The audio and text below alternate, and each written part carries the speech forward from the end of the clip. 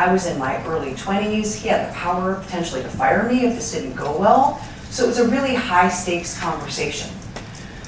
So I summoned my courage, I prepared as much as I could, wanted to be calm and objective and not emotional and outrageous or accusatory, and knocked on his door and said, "Is now a good time to chat?" And he's like, "Sure, come on in."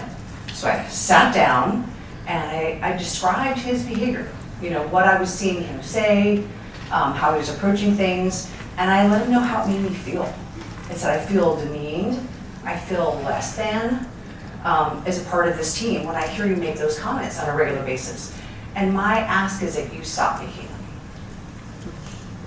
And I think he didn't know what to do with this because I don't think that many people challenged him. He was considered a leader in our industry, and I don't think a lot of people approached him in this very direct manner. And I wasn't emotional, I didn't cry or any of those things. It was hard just to kind of keep my composure, but I did it. And he listened. He said at the end of the conversation, "Yeah, I can do that." He didn't apologize, but he also never made another derogatory comment, at least in my presence.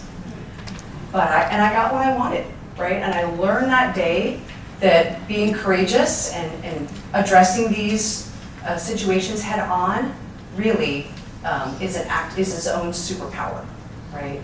And so we really can step into that too. So what is a courageous conversation?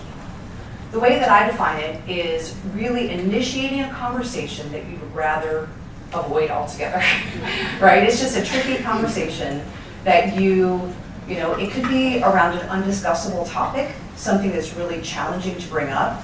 I recently had to coach a manager around having a conversation with their direct report around strong body odor in the office.